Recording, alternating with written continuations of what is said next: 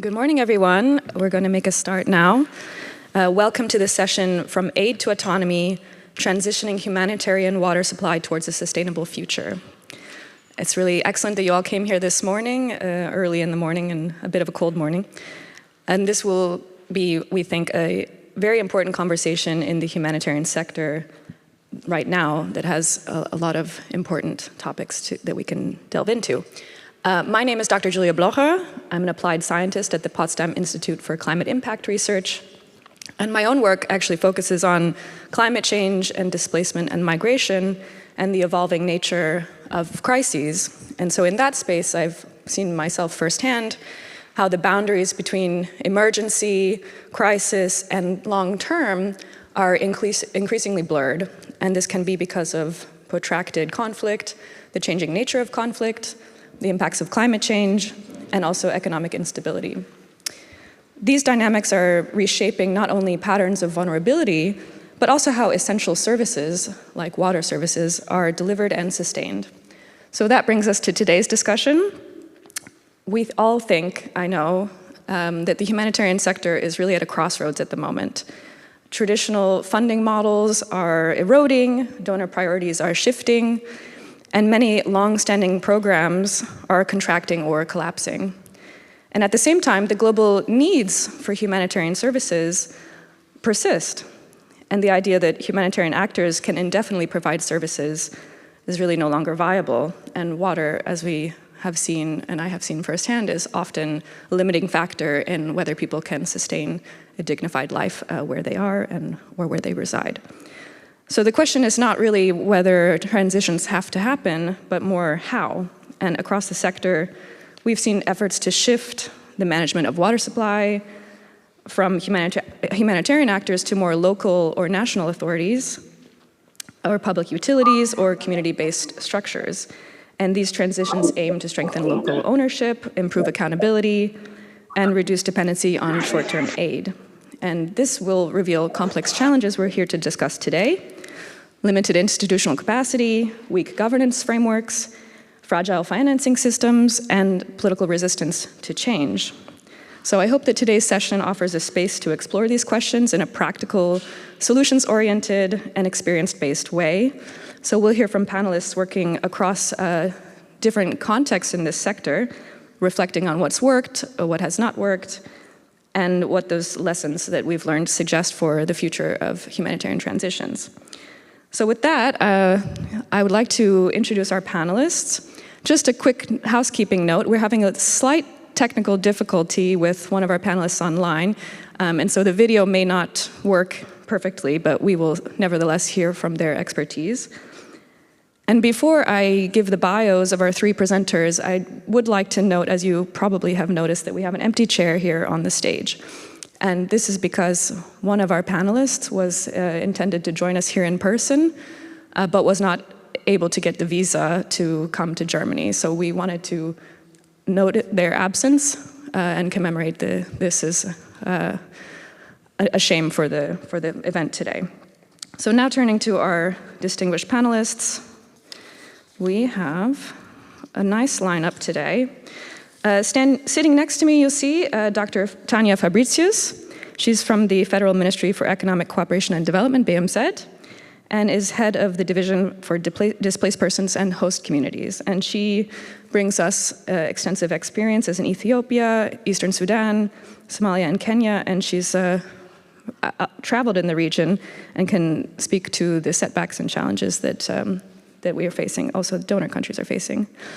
On the screen, we have Mr. James Ambayo-Kudi, who's a public health engineer and WASH coordinator at Oxfam Uganda, and he has supported a number of successful utility transitions projects in Uganda, and brings us perspectives from the community, local and regional levels on what are really the do's and don'ts of transferring services to utility structures.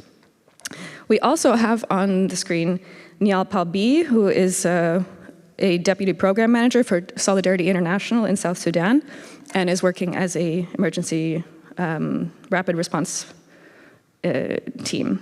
But we also have invited him here today because he is a former general manager of the Etang Town Water Utility in Gambela, Ethiopia, so he can bring some perspectives from inside a utility. So now that I've given just a brief bio of each of the speakers, I want to also give them a chance to introduce themselves and connect to this topic today. So James Mbayokudi, would like to start with you. What brings you here today? Thank you, Dr. Julia. Good morning, everyone, distinguished guests and the panelists. My name is James Mbayokudi.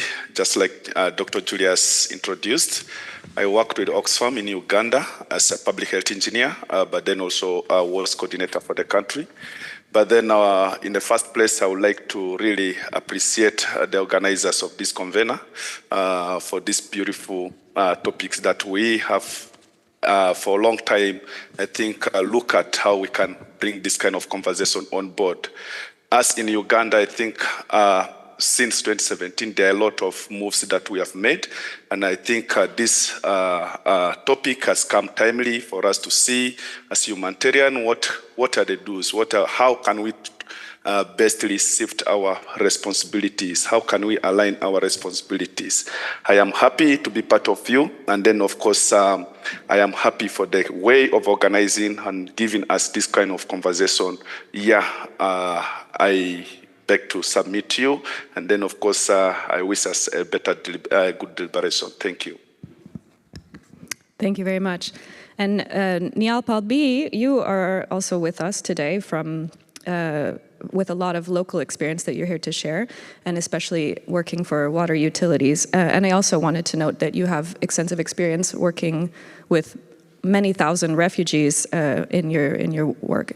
So thank you for introducing yourself and your role in this conversation today.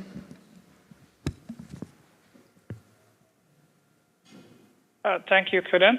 You hear me, right? Great.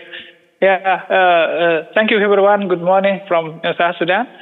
As you heard, my name is Niall Pal. So currently working with Humanitarian International as an emergency rapid response deputy program manager, a former Itangton water utility based in Ethiopia. I have been working in several organizations supporting this utility. I'm so glad that I'm invited today. So I will be talking about the transition and the challenges, how the utility are facing and how the humanitarian could support, and what will be the role of the local authority and all those challenges. I'll express those. I'm happy also to have you on board, mostly James and the organizers. So I'm so glad that I have you today. Yeah. That's all. Over to you. Thank you very much. So now, Dr. Tanya Fabricius, coming to you from a slightly different perspective. Maybe you can also provide a bit of a global overview given your role with BMZ. Thank you for being here. Yeah, thank you very much. And thank you very much, first of all, for the invitation. And secondly, for all who have joined here. I have to say, I think it is a real bummer that James and Yad are not here with us in presence. I have to say, I had especially looked forward to meeting you here. And I think the audience too, whom I hope you can see. A lot of people are in the room. I just want to comment a little bit on what you said at the beginning. I have to say I highly appreciated that there is the empty chair to show that it is very sad and unfortunate that one of the panelists was not able to travel due to the non-giving out of a visa. I cannot really comment on it, on decisions like that, but what I want to make sure is that obviously the government wants that we have this direct exchange. I think one little good aspect about COVID is that we are now all online a lot and that we can at least get you here like this. As you said in the introduction of the two friends, they both worked in the western part of Ethiopia in a program where I'm definitely sure we're going to speak about WASH in the Gambela region. Unfortunately, we also didn't meet there when I traveled there because at that time the security situation was so difficult that I was not allowed by the Ethiopian government to travel into the region, even though I wanted to travel there and really look look what's on the ground. But maybe as a little thing about me, myself, you have introduced me in a very good way, but what a lot of people do not know then is I actually started out more in the humanitarian field and more switched in the development field since I'm now working for the development ministry. But I have learned a lot, I think, about the application of the HDP Nexus and its chances and its challenges, and that's definitely where I can also then answer questions if there are questions in the room. Thank you so much, Tanya. So since you have your mic still on, I think we can start with a question to you. Speaking of the HDP Nexus and the gaps and solutions for donor countries as well as local implementers, would you be able to just highlight for us some of the key elements of what is necessary when sunsetting an operation, especially to keep essential services like water running without leaving vulnerable peoples without such services? And maybe you can highlight some concrete examples and challenges and solutions.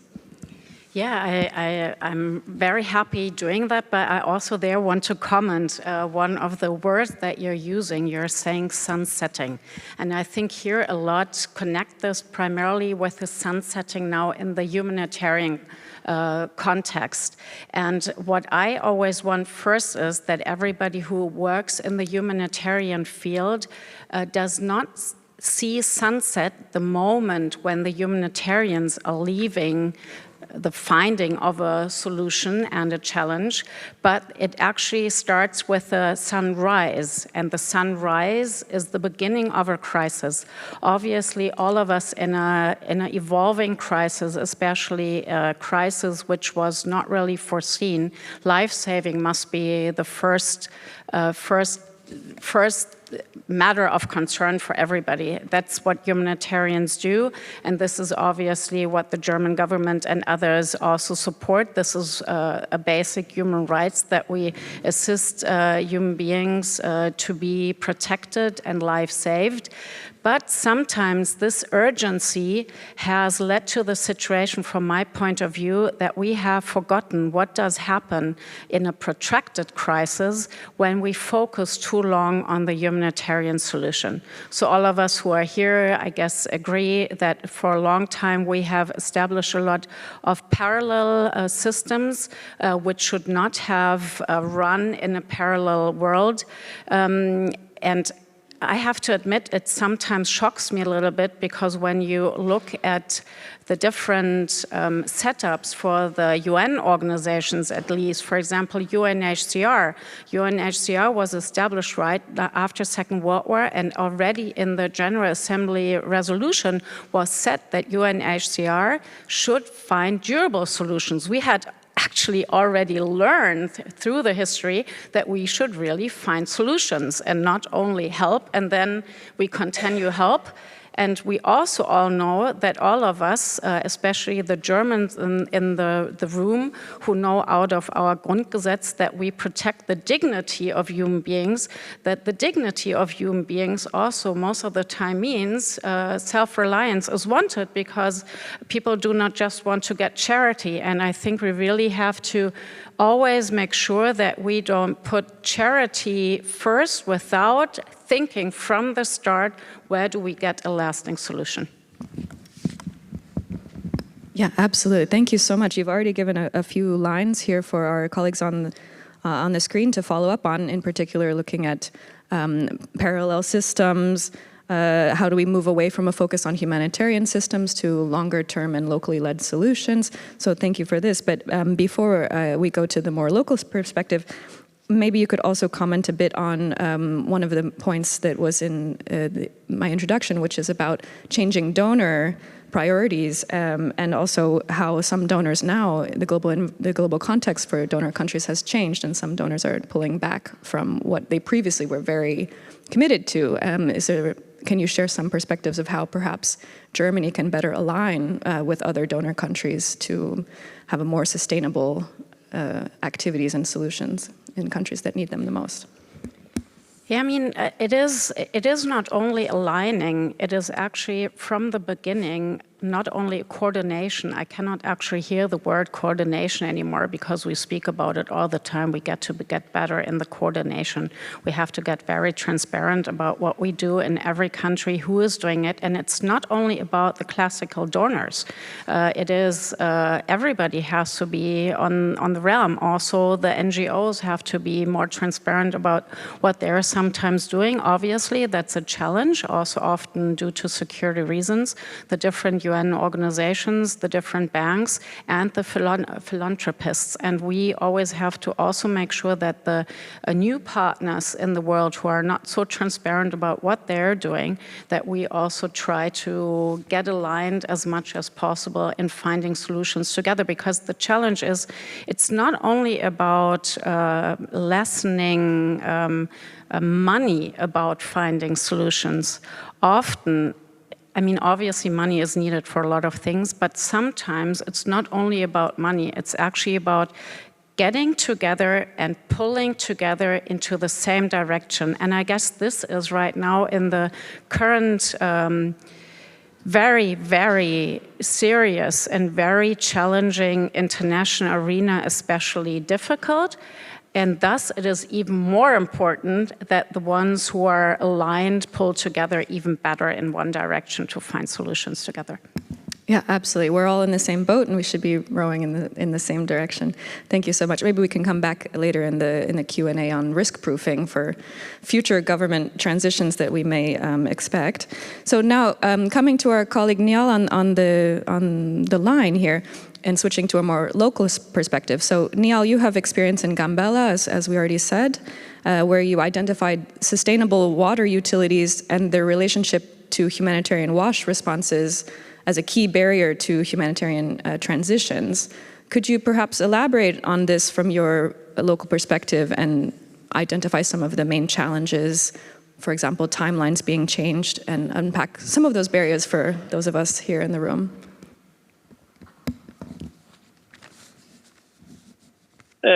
Thank you, Kidan. It is a nice question. I'll actually be responding this question based on the local perspective from the Gambela. So the local perspective from Gambela, barrier and solution are there. So from the Gambela experience, the biggest issue is that the humanitarian timeline and the utility development timeline are fundamentally misaligned. So when I say this, humanitarian WASH response are designed for the speed and the short-term delivery. So often operating on 6 to 12 months funding cycle. In contrast to this, building a functional and sustainable water utility requires years of institutional development, like capacity development, a tariff system, and government structure, and asset management. All those things are needed. This mismatch creates several key barriers. So, such as a parallel service delivery system, like humanitarian actor often establish and operate water system independently of the local utilities. This weakens the local ownership and creates a dependency.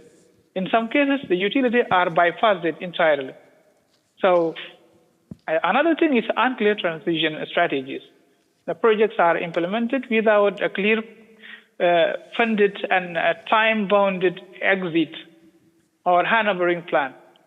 When funding ends, system risk collapse because the utilities were not adequately prepared to take over. This is the one challenge. Another is the limited institutional capacity. Local utilities, especially in a fragile context like Gambela, so face a gap in technical skill, staffing, financial management, and the government. Also, yet they are expected to observe the complex system rapidly. So this is one of the challenges. Fourth one is the tariff and the financing constraint. Humanitarian systems are often free or heavily subsidized, which undermine the cost recovery model which the utilities take over. Community resist paying for the service, so they previously received for free. So this tariff setting and the financial constraint may happen at the same time. So another thing is asset ownership and the accountability gaps that I see. From my experience, there is often ambiguity about who owns the infrastructure, who is responsible for the maintenance, and who bears the risk when the system fails. So these are the challenges that has been happening based on the experience that I have. So to give a sustainable solution, so that emerges from the field. So this may include a early integration of the utilities. Utility must be involved from the design phase, not only at the handling phase. So which will also emerge the co-management model during the implementation. So I've shown a better results. So this also should be done in the phases. A phase transitional model should be introduced. Instead of above handling, so a gradual transfer of responsibility like that of technical, financial, and managerial system allow the utility to build the capacity while it's still being supported, not just enabling. So a blended financial approach needs also to be there. A combined humanitarian funding with a development and governmental financial support, both service delivery and system strengthening. So also the tariff strategy is the gradual introduction of these user fees combined with the targeted subsidies for the vulnerable groups, helps shift free service to sustainable cost recovery. Like now, when I take you back to the utility, there has been a case of a franchising system that has been done. So this system has been introduced to the community where some of the people may not be afford to connect their own water system. So a blended financial approach is needed. A tariff transitional strategies like a gradual introduction of the user fees and the combined targeted subsidies, as I said. So the best thing and the two last thing that I need to recommend is that the capacity strengthening that embedded in the operation, rather than that standalone training, like utility should be strengthened through the learning by doing, which is real service delivery, a clear asset transfer framework, a formal agreement on ownership and responsibility, long-term support, reduce ambiguity and risk of this one. So this is the experience that I have visited on the Itangton water utility. Thank you.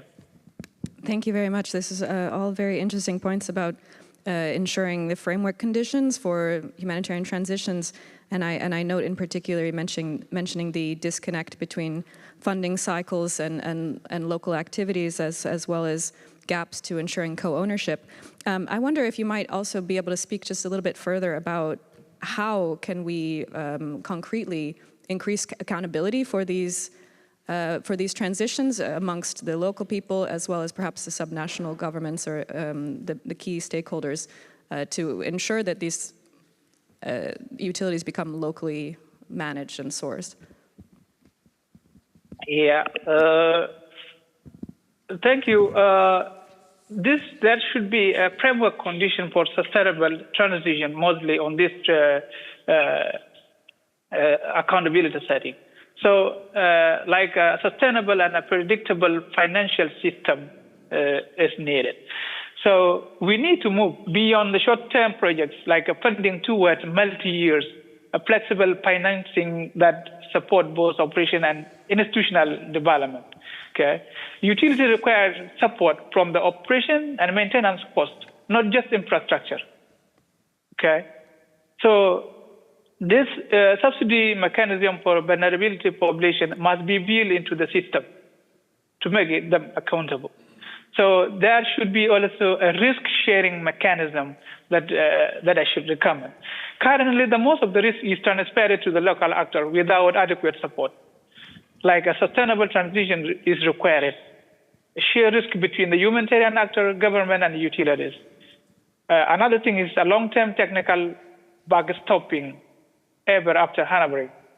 Like now, many things are come now like emergency and then handling to the local communities where they are not going to be handling it. So third thing is a strong accountability at the governmental system. Mostly the transitional fail when the role and responsibility are unclear. Okay, so we need a clear defined institutional mandate, like strengthening the regulatory framework. Accountability not only up to the donor, but down to the community even. Okay, so there should be also a shift from project to the system thinking, not only just at a project. So this is the most critical transformation. Instead of delivery infrastructure, we must focus on building institutions, strengthening the service delivery system. So we can also supporting the local ownership and leadership. So this means the humanitarian actor must involve from implementer to the facilitator. So this is what I can do, like partners and the capacity builders, not only just giving a donation. This is how I can explain. Thank you. Super, thank you very much. So when the humanitarian mandates, which tend to be quite immediately focused on the immediate and reactive, we transition to the locally led solutions. You said risk-sharing mechanisms, long-term backstopping, and clearer roles and responsibilities to improve accountability. So these are all fantastic points. James Ambayo, excuse me. I saw that you maybe raised your hand a little while earlier. Would you like to jump off of something that Neil has said?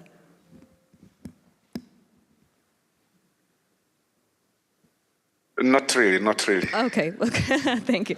Well, in this case, in any case, we come to you, James. You have also a strong experience on the ground and working with communities. And I wondered if you might be able to speak to some capacities that international actors, like international NGOs, humanitarian actors, tend to retain during and after a crisis that you might see as more better suited to national actors or subnational actors, local implementers.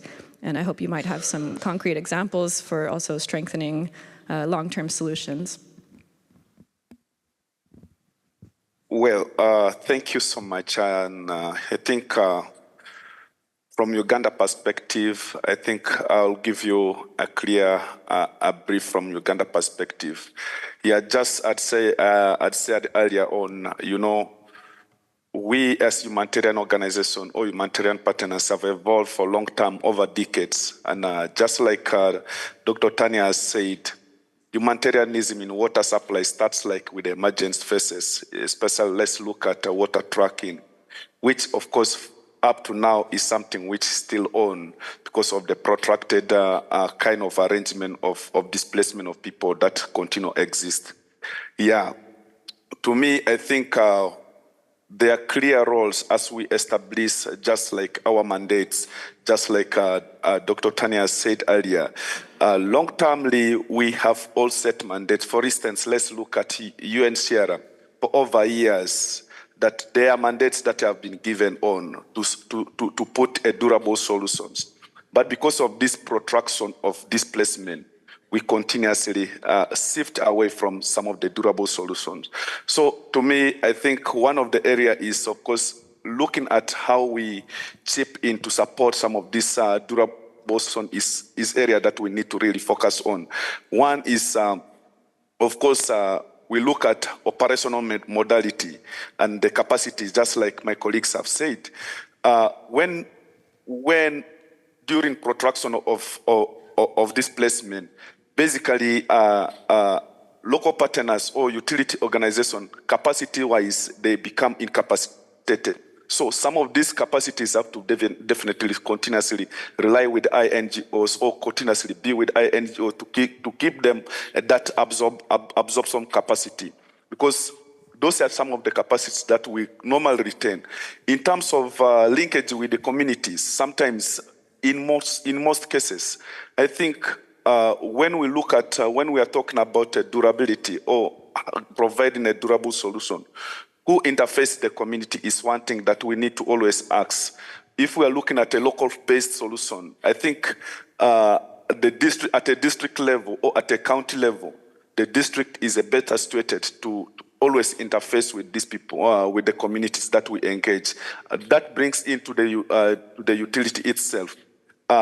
When we are transiting our mandate, I think the utility entities have better hands to engage basically with the community. So I think we don't need to see how we can continuously interface with the community. We need to provide coordination roles. We need to provide a backstop technical support. We need to coordinate. We need to see how we can develop a policy that will be enabling this transitioning, that we can link up the utilities with the community. I think those are some of the areas that, for me, I look at how INGOs can basically look at providing, not like providing direct service delivery, but then also giving that coordination role will be so much important. Thank you. Thank you very much, James. That was a really interesting point, and I think we have heard a number of times already today about technical support, capacity building, so this is obviously a very important element. I want to a little bit abuse my role as chair to ask you a specific question about the role of youth and of women. This is something that interests me very much. Would you be able to speak a bit to how women and young people are working on local implementation and aiding in the humanitarian transition and HDP nexus?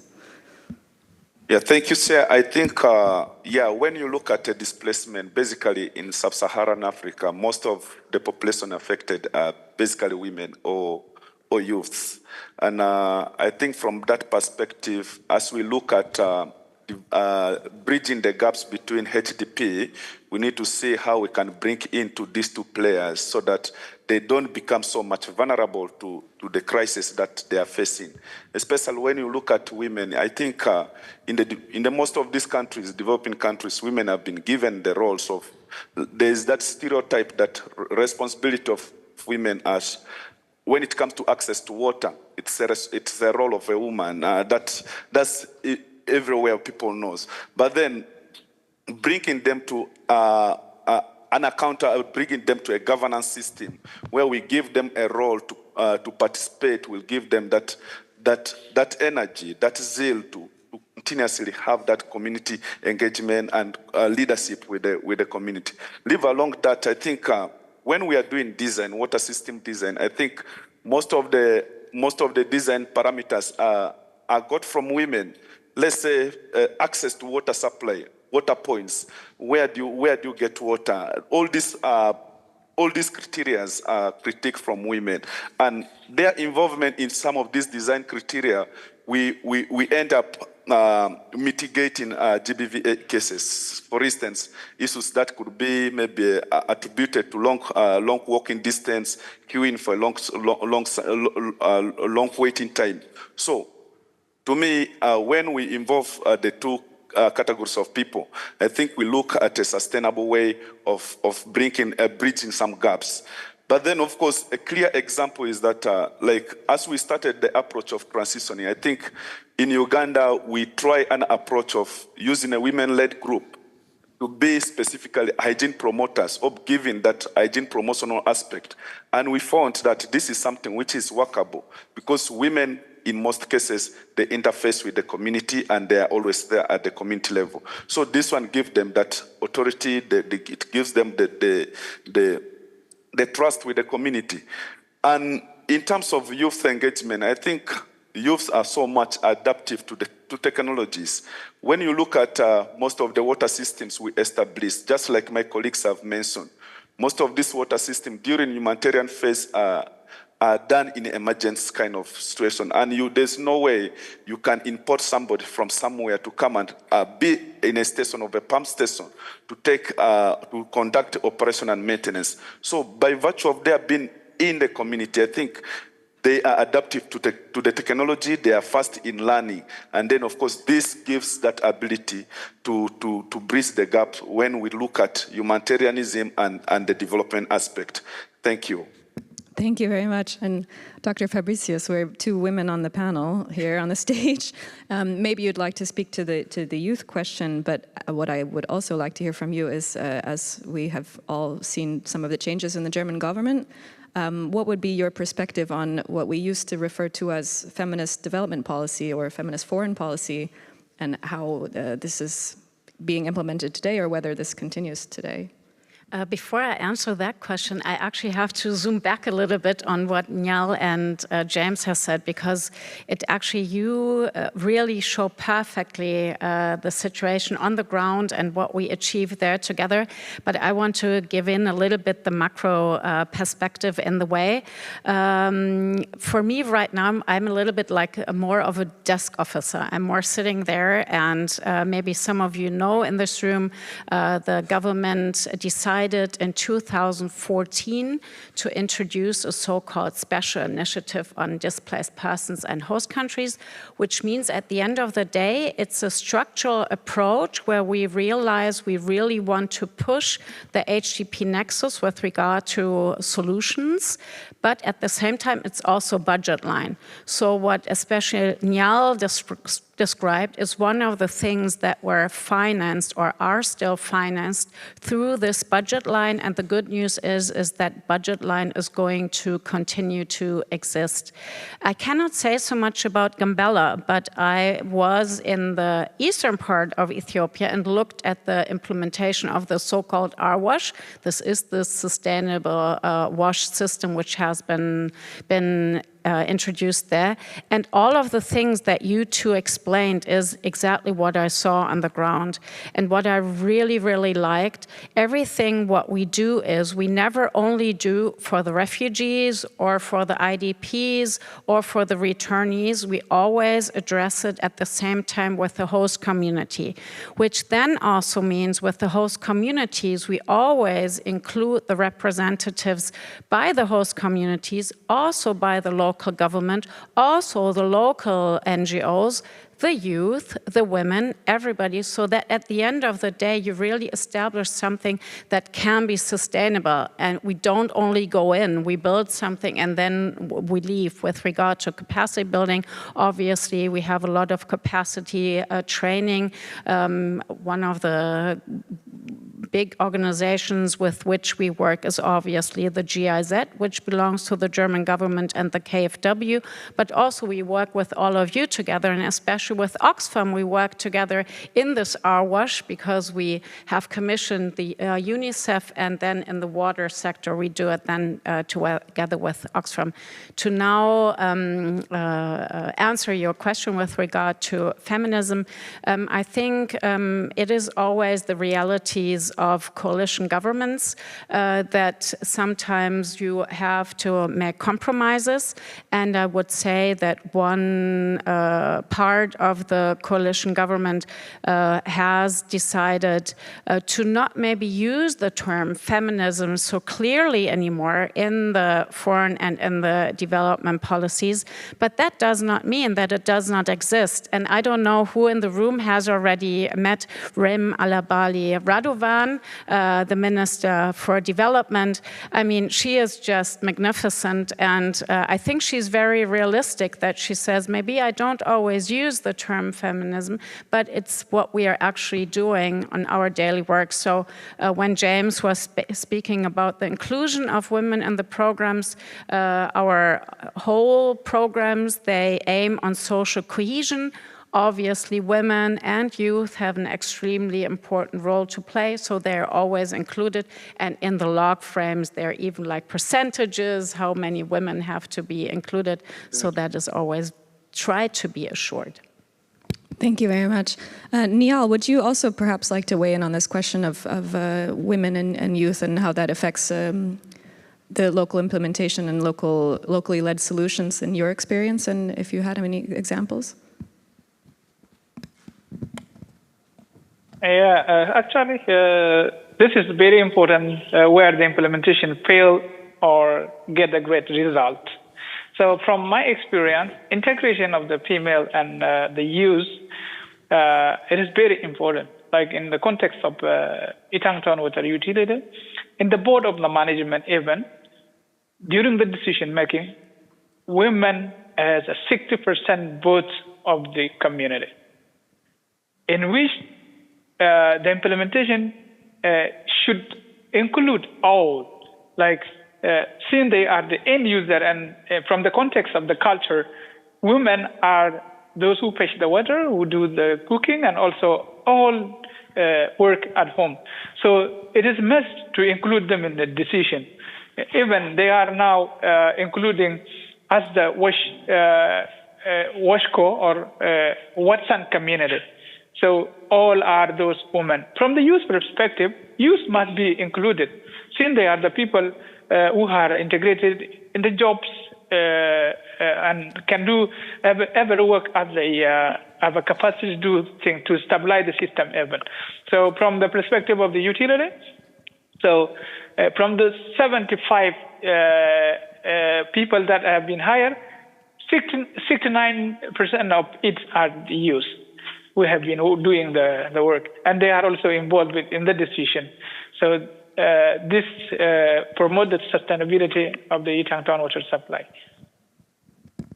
Fantastic. I asked for concrete examples and I wasn't expecting such clear statistics, so thank you very much. This is excellent, and I should say that the reason why I'm particularly interested in this question is because I myself am the president of the International Youth Federation, and I've seen firsthand in a lot of contexts how important it is for youth to be involved in shaping programs, but also because, as mentioned by James, they're very often the early adopters of different new systems or new technologies, and also through being really connected and communicating, it makes it easier for people to share information and ultimately be connected in longer term activities. So we have about a half an hour for Q&A, if you're ready. And so I will I think there's mics in the room, is that right? Yes, so unfortunately we very much appreciate the online audience, but we've understood that we can't take questions from online, so we take questions in the room, and perhaps you can just raise your hand and a mic will come to you. There's one over here. Okay, so my name is Simone Klavitter, humanitarian. I have a long history with UNICEF, including in Ethiopia developing the AirWASH program. I would like to come back to this later because my very first comment is on this discussion on WASH and gender. I'm a bit provocative. We see two male colleagues from Ethiopia and not a woman. The statistics for who is leading utilities in Ethiopia and all over the world is very male dominant.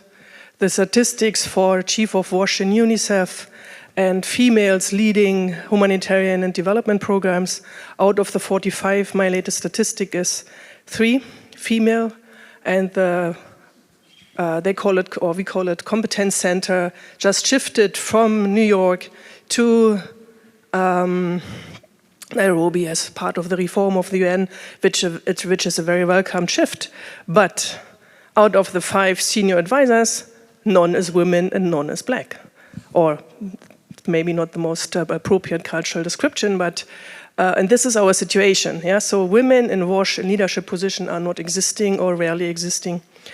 That's just a comment on it. Yeah, so I also have my statistics, or we have our statistics as women in WASH. We are globally pretty good connected, not really resulting in a shift of leadership. And for me, that's especially in humanitarian response important because you don't have women in leadership positions making decisions because we're not there and we are not visible, yeah, providing the role model to the youth. So I'm much less optimistic than you are. Coming back to Ethiopia, I would like to tell the story of Ethiopia a little bit different to the colleagues in Ethiopia itself. What I'm seeing is, and I'm coming from, I'm a utility expert, and we constantly work with utilities as a first responders. Right now, I'm involved in the Gaza response and developing a national bulk water utility, which includes Gaza, and I just have closed a 3-year program with the EU. That's the learning, yeah. So to shift as early as possible already in the humanitarian response to utilities, and we have quite a good number of success stories to tell. And in the region you are coming from, the story I would like to tell with a different focus is much more positive. You have the classic teething problems now of a utility. Yeah, and that's the same if you form a utility, let's say in Poland, Hungary, Austria, or you have the very same problems. You are talking affordability, you are talking capacity development. That's the same story we have here in Germany as well. Yeah, so it's welcome in the world of the normal problems of a utility. And just to have another statistics to kind of manifest this, what I think is a good story to tell. We had, when we started the utility formation, we had water trucking as a dominant feature to provide water to refugees, and it cost nearly $10 per cubic meter. I'm quoting 2018 figures here. Yeah? We are now at water provided by the utility, which increased from 20 cents per cubic meter to nearly $1, which is still much more affordable than $10, which we are supposed to be paid by the humanitarian community. And I do agree that we need to look into affordability in Ethiopia, because you have a wide range of income of the different families, including the refugees and the hosting communities alike. What we also have done is capacity development. There was a build, operate, transfer model. That's the most state-of-the-art mode of implementation you can look at. We have done capacity development, which was performance-based, which was provided via KfW funding by a German consultancy firm. So there is a lot of good stories to tell. Yeah, I'm finishing. There's a lot of good stories to tell, while I'm not neglecting running a utility in a state like Ethiopia with all the challenges around is. It's not easy, I know. Yeah, but there are also very positive things to look at. Dr. Tanya, would you like to respond maybe to this? I answer directly. First of all, with regard to your comment, yesterday I actually met with KfW colleagues in Frankfurt, and also some who are responsible of commissioning and working on RWASH. And I have to say also the technicians there and the engineers, most of the time they're male. So it's I think it's a worldwide phenomenon that we have to make sure that, especially in this area also, there is more women leadership. I'm going to look in it a little bit more, because the representatives from UNICEF WASH in New York were female when they spoke with me, but I will look into it. Then with regard to Ethiopia, what I think is really important, what we have commissioned with this RWASH system, it was very new when it was established, especially due to the reason what you said. Water trucking was obviously extremely expensive and also simply not sustainable. So by having made sure that there is a drop of the price, obviously that is not only helpful for shrinking donor money, but it is also making it possible for the people, especially in the hosting community, to also afford the water that they're actually then also getting. And we are having more social cohesion, because not only the refugees are actually getting the water through the water trucking, but also the community. And to make it a little bit more like a little glimpse into what I saw in the west of Ethiopia, there it's really the refugees and the host community, they almost live together. And the refugees, they most of the time get their water from areas where you then get the water. But the host community, which does earn more money for the moment, they're actually paying the utility to then bring the water to their houses, to their rooms, and then they have the same running water as us. So obviously this is for social cohesion extremely important. Maybe I also say honestly something about the challenges of RWASH, which we implement in different areas. We were too dreamy when we made the plans in Gambella, and I think that Niall can definitely say something about it. We actually had thought that for some time the host community is going to pay, obviously, its water bills because they're earning money, and then the refugees at some point are also going to be able to be included to the market, and then they could also pay for their water bills. And that was just not realistic. The security situation stayed very difficult. More and more refugees were arriving, and unfortunately it stayed a humanitarian situation in the way that actually now we're always searching for enough money to actually pay the water bills. But we also learned from this like pilot program, because we also implemented in Sudan and in Somalia, and there we know that the ratio in these programs cannot be like 90% refugees as in Gambella, but there has to be a more even divide between the host community and the refugee community, if possible. Thank you so much. Niall, would you like to weigh in on either this question of, well, James, maybe we go to you first since you have your hand up. We had 2 points in there, I think, about affordability and then about women leadership positions. Yeah, thank you, Julia. I think,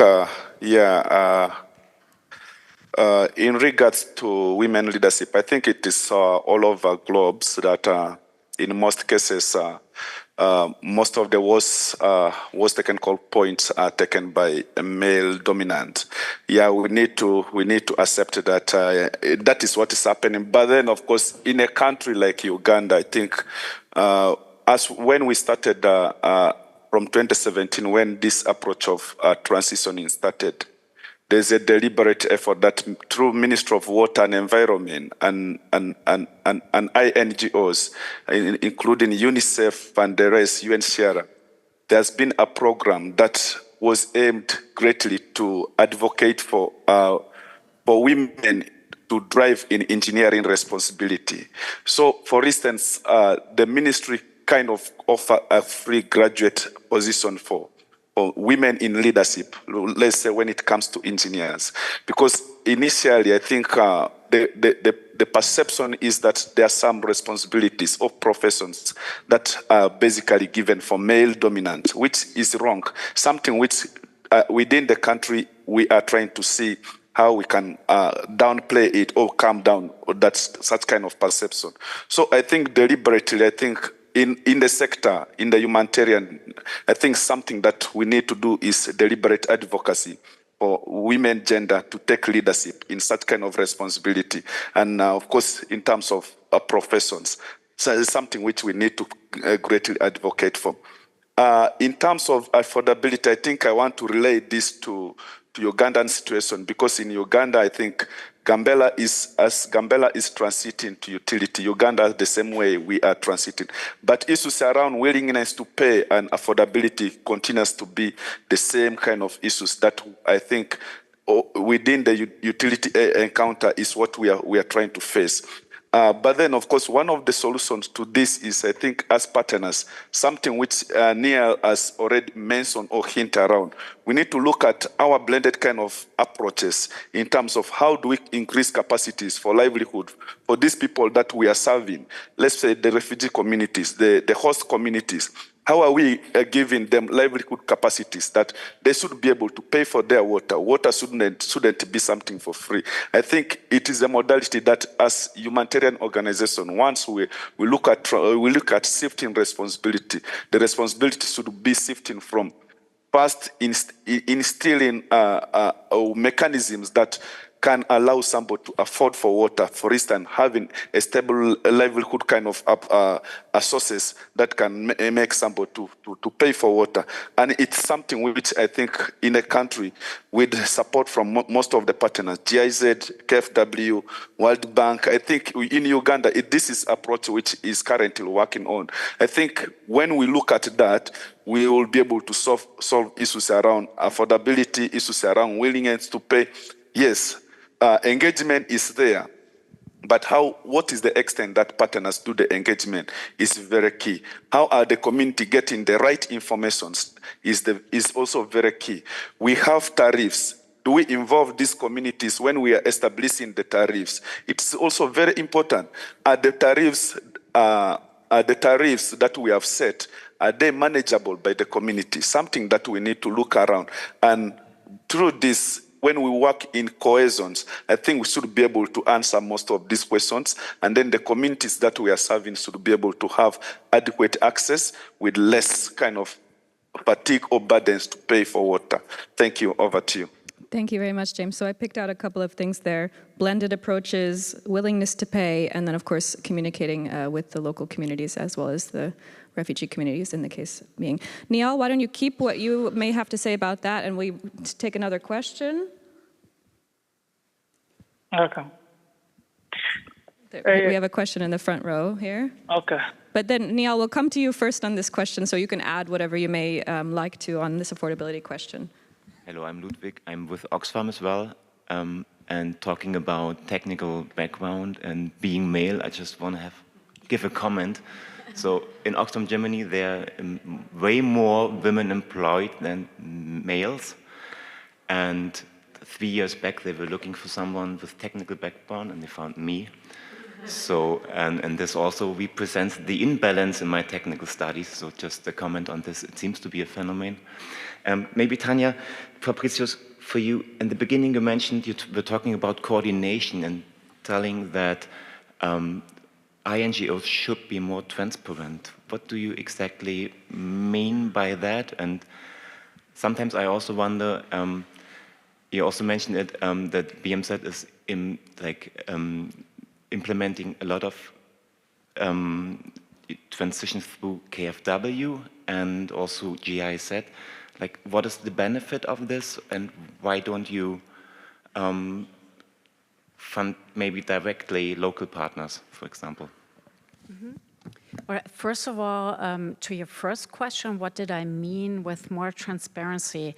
What sometimes happens, and I just experienced it in Chad, and the current Chad government really tries to move the agenda of sustainability. Sometimes it is very difficult for them and also for us as partners on the ground to know who is doing what.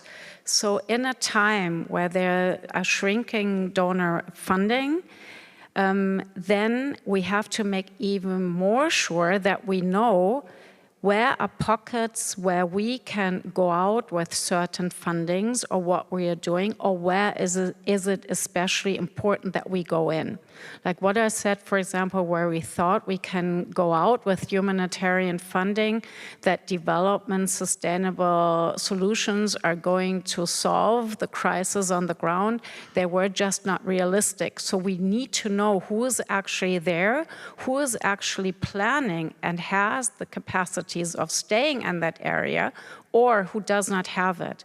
Obviously, that is always very difficult, and we know in certain country situations, being transparent also as an INGO and even more as a local NGO is not a challenge, but one does not really know when does maybe the climate change, so there is obvious reluctance. But it would be very good, as much as the government donors, obviously we have a data platform at the OECD, everybody can transparently look what does actually everybody do, but with others, sometimes we don't know it. Also with the philanthropists. My example with Western Ethiopia, again using what was really a little bit challenging for me when I visited the area. I had asked to see what are others donors, what are INGOs doing, what are philanthropists doing, and then afterwards, I think a year later, I'm at a humanitarian conference in Brussels, and then I learned that a big international foundation, I'm not going to say the name now, just had a big WASH program around the corner. And I could have used the situation of maybe connecting both. And now, a couple of years later, I even hear from that foundation that they are now very worried if their engagement has been sustainable. And now we are again in contact, trying to get it together. So that's what I meant with regard to transparency. And your question with regard to the big German development actors, the GIZ and the KfW. First of all, I think we can be really happy that we have these two organizations with a lot of people on the ground, because it gives us a lot of expertise on the ground, especially since we are hiring a lot of local colleagues and not only international. And it also gives the German government the possibility that we are really getting information on the ground, where we then connect it together with the information we get from the other partners, obviously INGOs and locally led organizations. Why we sometimes do not implement directly, especially also with the UN organizations is, for example, UNHCR UNHCR is a very humanitarian organization which has a humanitarian mindset. It's all about life-saving. We have a strategic partnership with UNHCR since 2018, where we have implemented and do other things together to enhance the knowledge of these humanitarian organizations. What is the thinking of development actors? You know, we don't have a log frame where there is the whole goal life-saving, but we have log frames which are much more complicated. And when you have a humanitarian setting, it is sometimes a little bit difficult to understand why are these development actors so slow? We actually have to get going. And the KfW is very slow sometimes because it's a bank. And so sometimes we use them as a partner also with others so that one learns also from each other. Thank you very much, Tanya. Yeah, as somebody who used to work at UNHCR, I can say we had a lot later nights than what I have now in academia, for sure. You have this sort of culture of urgency. I totally agree. Thank you again for bringing us back now to the humanitarian development bridge, which I think is something that is really important. While we think of questions in the room, Niall, would you like to come in on this, maybe the question of transparency and coordination, improving those on the ground, or the specific example of Ethiopia that's been raised a few times now? Okay, I would like to elaborate about the transparency on the payment and all those questions that has been raised. As you know, you may be aware of Itangton Water Utility, what they are doing as one of the example utility in Ethiopia. So on tariff and or the payment issue or the affordability issue, we have done affordability study, a perception survey in 2019 in both those community and refugee, whether they should be able to pay or not. So the study come to around 76% of the refugee community are not willing to pay due to the fact that they do not have a livelihood setting. So at the board of management, which include UNHCR, Oxfam, UNICEF, RRS, which is responsible for refugee things. So we have shared this to our government. So how the things should be. So what has been suggested is that there should be a livelihood setting first before they paid the water, mostly the refugee community. So there, as doctors say, there should be a livelihood project or pilot project that should be run inside the camps. From the perspective of the government, so government permits to integrate them into the livelihood system of the, to benefit also from the host community. Benefit that the citizens are getting, refugee also should be included. This policy is under discussion and it is under implementation now. So from there, the refugee should be farming, also should be integrated to the market so that they should pay their water. From our perspective, the tariff is the same. As I told you earlier, that they are also included in decision making. The refugee they are the user. So tariff is the same. What the refugee community should pay also should be paid in the host community as it is. But currently, it is UNHCR who is paying the bill for refugee due to the fact that they do not have a livelihood things to pay their own tariff. Yeah, thank you. Thank you very much. You want to come in on this? Yeah, maybe I want to add there's something. Thank you that you're raising the commitments that Ethiopia and others, also Kenya, we can refer to with the Sharika plan, have announced and have also announced as an obligation to implement at the Global Refugee Forum. So in Ethiopia, it's the Makatet plan. In Kenya, it's the Sharika plan. And maybe by mentioning the governments, obviously the government elements are extremely important with regard to sustainability. So for example, in the different WASH programs that we have, it is obviously always very helpful when you have very good local and governmental or governors leadership, which you have in some areas, and some areas you don't have it so much. In Kenya, what was really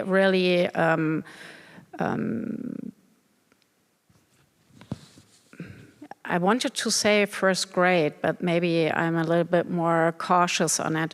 What was really good to see in Kenya, since the Kenyan president announced last year the Sharika plan, which means the inclusion of refugees, and those are 800,000 refugees into the national system, is obviously good news, because a lot of the refugees there are in camp settlements for 30 or 20 years. So actually their whole life.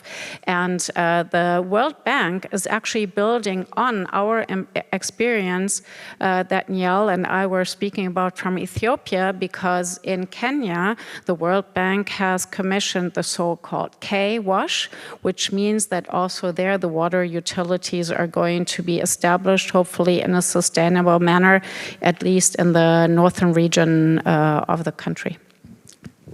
Thank you so much for adding this important point. Are there any questions in the audience? There's one over here. And please introduce yourself before you. Hi, my name is Marek. I'm from People in Need PIN from Czech Republic. My question is back on the issue of the coordination, and particularly between the humanitarian and development actors and donors. We have I frankly do not understand the replies about non-transparency of the actors. We have the WASH cluster, we have the water ministries in various countries, which are serving as a great platform for coordination. But in all this mess currently created by the funding cuts, the issue of the nexus has completely disappeared from the discussions, or was under-prioritized, while the issue of the double nexus, triple nexus, or even the quadruple nexus, including the climate, is as relevant and as important as ever. So in this context, how would you like to see, and the question is for all the panelists, the coordination to evolve? What sort of new platforms, new priorities we need? Because for the discussion of the transition, this is again, the nexus discussion. So where do we meet? How do we discuss together? Thanks. Super, thank you very much. Maybe we can go to James first. James, I hope you heard the question. It's about with new evolving donor priorities, the nexus, double nexus, triple nexus are under prioritized, and how do we move forward? Yeah, thank you so much for the question. I think one is as we move, we need to look at country level, how has been the setup, the policy at the country level. I can hint you an example from Uganda. I think apparently in the country, all coordinations of what sectors have been rolled out Ministry of Water. We all report to Ministry of Water, all entities, including UNCRR, including KFW, including GIZ. We know all our database are with Ministry of Water. So Ministry of Water as a ministry work hand in hand with other departments. Let's say Department of Relief and Disaster, Department of Education, Department of Health. So at an appropriate time, all these departments, they normally convey a ministerial meetings that normally brings all these heads of sectors in.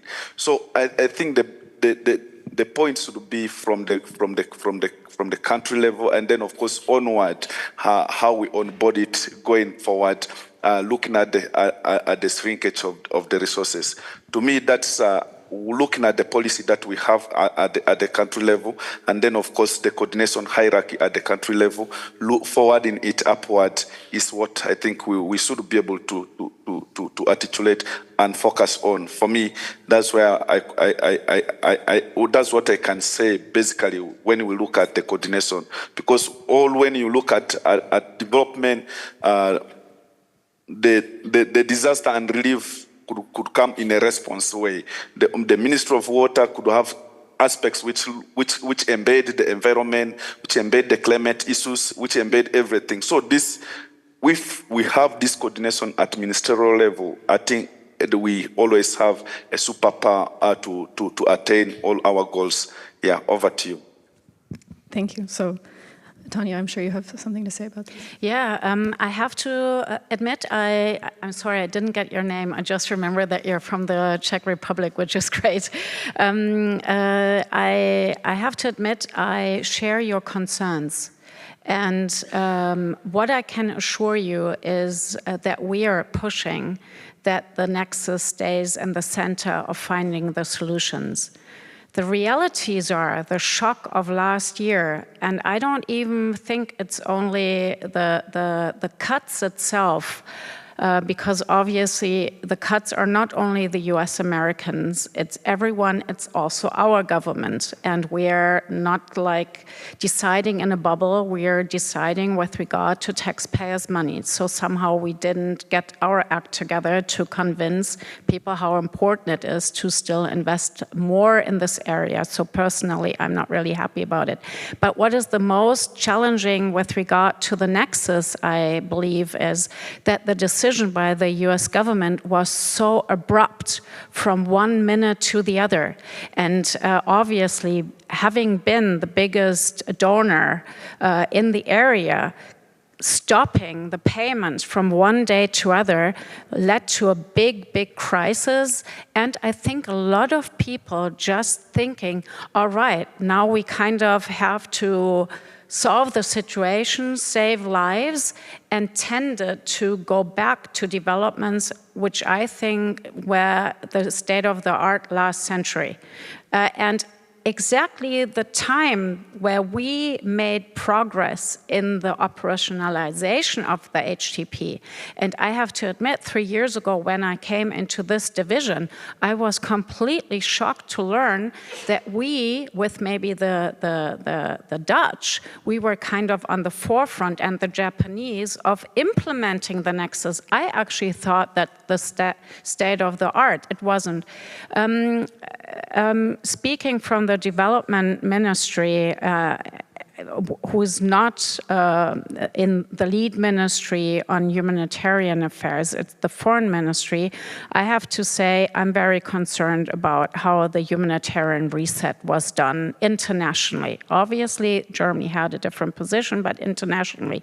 I think I would have liked to have a solution where we don't have a humanitarian reset and now a UN80, but I would have liked to have an HDP reset, kind of, where at the end of the day we get the different columns nearer together, understanding more about each other. And coming from the humanitarian field, I know it's very difficult for humanitarians, due to the humanitarian principles, to actually also sometimes open up more to the development field. But I definitely think from all our experience, it's possible. It's not possible everywhere, but the WASH example shows very well how much impact we can have, but which are also the caveats. And you can only overcome the caveats if you really work together in a team. And that means with INGOs, with local NGOs, with the UN partners, with the development banks, with the other development actors and the humanitarian actors. Super interesting. So now we've heard from your perspective the sort of helicopter view of the humanitarian reset and coordination at the global level, and also from James at the more local level about interdepartmental coordination and working together in that sense. Niall, would you also like to weigh in on this question of evolving coordination mechanisms and also reintegrating the nexus or multiple nexuses into this topic? I would like to elaborate that in Ethiopian context, how the coordination work in Ethiopia. So it is really elaborated by James and Doctor.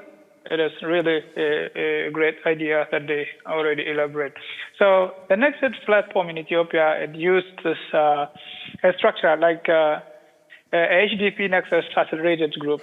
Like it functioned to joint planning between UN, NGOs, and the government, aligned humanitarian development and the peace actor. So from the government leadership, the key ministries are like those of water and energy at the country level, National Disaster Risk Management and the Commission.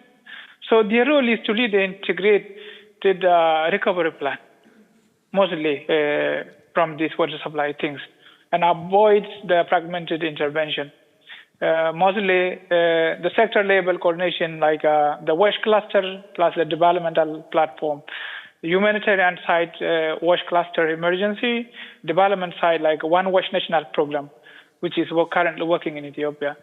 A nexus approach, like it links a cluster response to the governmental system, a gradual transition from the NGO-led to the governmental-led, like what Itangton Water Utility is doing. So the key coordination mechanism here is a joint assessment, like we conduct a multi-sectoral needs assessment, including water access, conflict risk, climate and drought risk. This avoids the duplication and ensure the shared understanding. So a collective outcome, like a partner agrees on the common result, example like reduce waterborne disease by X%, which include also the Ministry of the Health and others related. Increase of access to the safe water in complex areas. All actors contribute differently, but toward one goal. So this is what is happening in Ethiopia. By integrated plan, it is just to combine the humanitarian response plan, developmental plan, and the peace building strategies. This is like one of the examples is used to join the recovery plan, like example Tigray currently. So to embed the triple nexus. So this is how we are doing sharing coordination platform, like regular coordination meeting. We are doing a cluster meeting, nexus working group, data sharing system, a mapping watch service, monitoring vulnerabilities, and all those. So this is how Ethiopia currently is working. Thank you. Thanks so much, Neil. I think we could possibly make time for one short question if there's one in the audience, and since we started a little bit late. Okay, over here.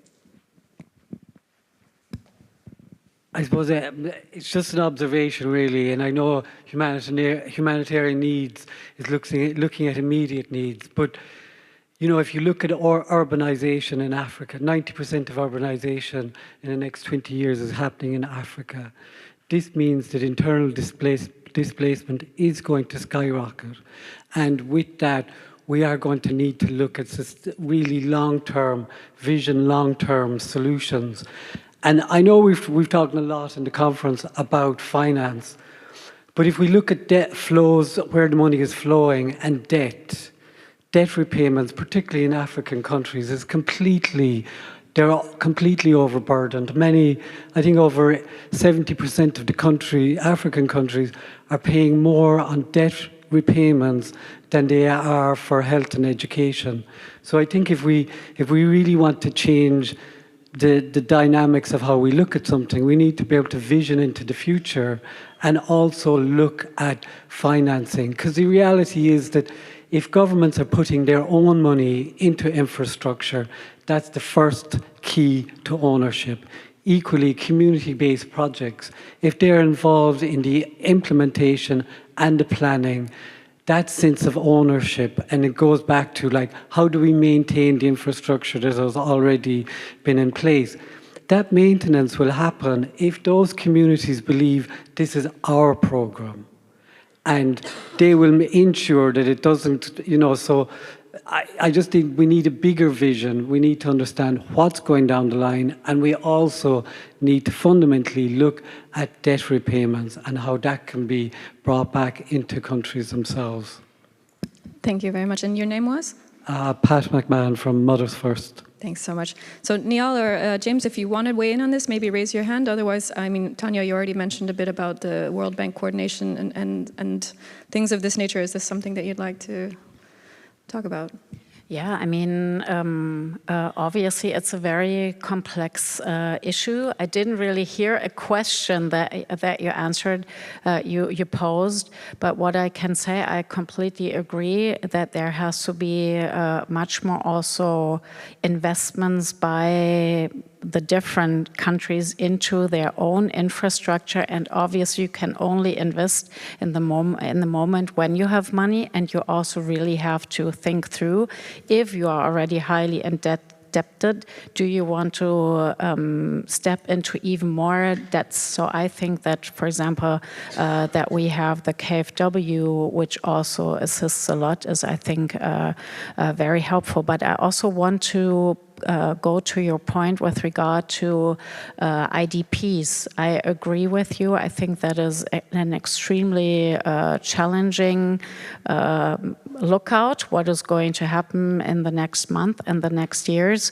And I can just assure you, at every meeting that we have with the different governments, this issue is being raised.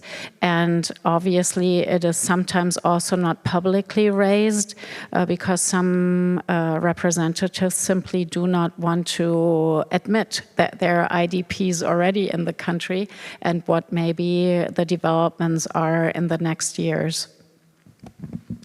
Yeah, absolutely. And thank you also for bringing in the IDP perspective. I mean, we, of course, have talked recently in meetings that I've been a part of anyway about IDPs then eventually sometimes crossing borders if they are not able to find dignified solutions where they are. I think what I would do now is just give a few takeaways from this discussion, and then try to give the last word to the panelists in case they have, one final thought to share. So I wanted to wrap up just by trying to apply some of the lessons we discussed here today to the kind of larger theme of the conference. What I've noted basically is that a key takeaway really is, first of all, that humanitarian systems and humanitarian actors are already transitioning to locally led solutions. We heard a number of examples together today across WASH and other sectors, and we heard different ways of doing this and perhaps very context-specific ways of doing this. So maybe there's no single model or silver bullet solution here, but we need to make sure to think about the context, the political systems, and so on. Obviously, these transitions are going to take time and increased coordination. And I think what I mostly piqued my ears today was the structural and political factors that are shaping what is possible in these transitions. So, of course, donor policies, funding cycles, timelines, maybe risk tolerance, especially we talked quite a lot about coordination mechanisms, a bit about differing mandates and how those can evolve or be shifted. And then, of course, the locally owned and locally shaped solutions, including women and young people. So I think all of these things can either constrain or facilitate these transitions. And we also noted that in some cases we need to be sure to make sure that local tensions among host populations and vulnerable populations are not stoked. So now moving forward into rethinking the role of international actors and moving beyond delivery to facilitation, perhaps also some brokering of longer-term solutions. I think we all in the discussion today recognize the role of local ownership, that this is not automatic but needs to be supported through technical capacity building as well as discussions among actors that are involved, different leaders at different levels, women, youth, older people, younger people. And maybe a note of caution that we also heard is that there's really a clear risk of service gaps, and that perhaps we can think of better ways to ensure that those are bridged in the future. So that would be some of my takeaways. Now, I do want to give the panelists the opportunity to give their key takeaways, or key takeaway, perhaps, like that we can bring with us to the rest of the conference. So perhaps I start with you, James.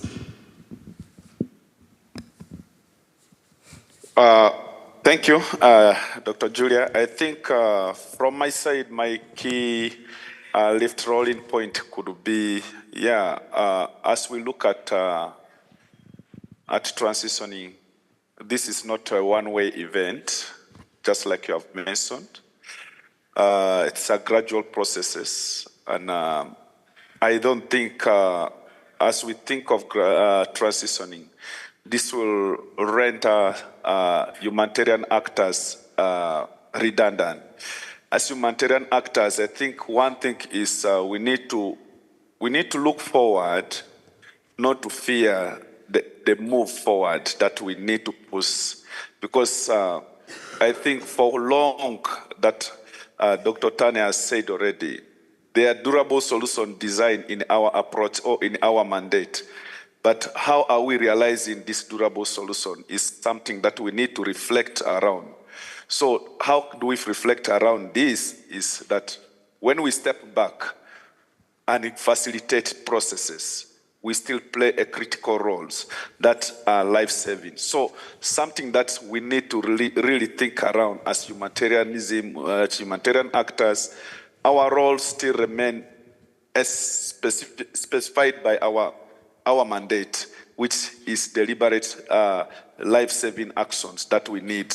And we can do this hand in hand without leaving anyone behind, making sure we involve any kind of party or people that are required for us to move with or to transition with.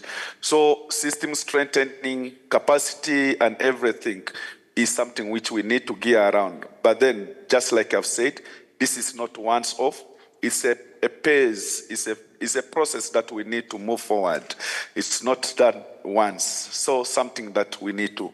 And of course, for us to adequately look for this, of course, it requires financial need, which we all globally need to seek for support from donor funders, from any banks, that we need to support these processes for the transitioning to move successfully without leaving the refugees or without leaving the host that we are supporting. Thank you. Thank you very much. And Niall, your key takeaway, perhaps if it could be concise, would be super. Thank you. As I mentioned earlier, I just want to focus on the two things that I want to just take it as my takeaway. So a system strengthening local capacity and financing with the real challenges. So this thing, local utility needs to be treated as a core partner, not as end user of the project. Mostly on this capacity building must move for short training to embedded, as I mentioned earlier. On-job support, utility should be involved in design, procurement and operation from the day one to the end. So we need to strengthen three things simultaneously, mostly the technical capacity, the financial management, the government accountability and leadership. So I think from my presentation, the key learning lesson is that capacity is built through responsibility, not the observation. If the utilities are not given a real role here, they cannot perform better.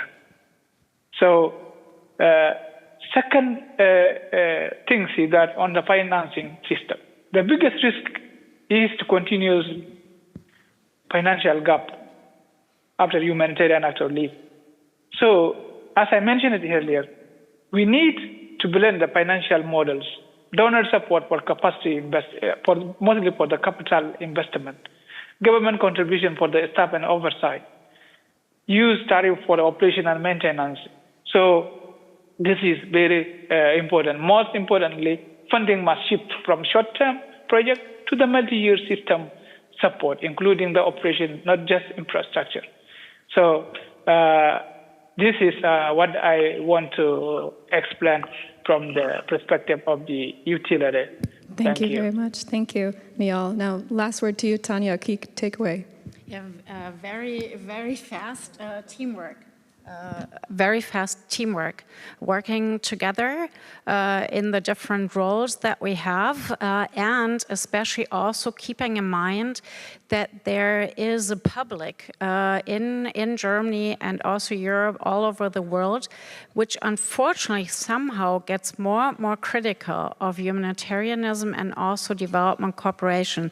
That means also everybody should think, do we do it good enough? The government doesn't. We try to get better and better to explain what we are actually doing, and not only in a way that we give aid, where sometimes I guess people think, hey, We give so much aid, but there is actually not a solution. But a lot of us, we have already found solutions, or we are working on solutions, and I think we have to get better in the narrative, it's always called. And I'm always happy to assist all of you also. For example, for this this event, I also use my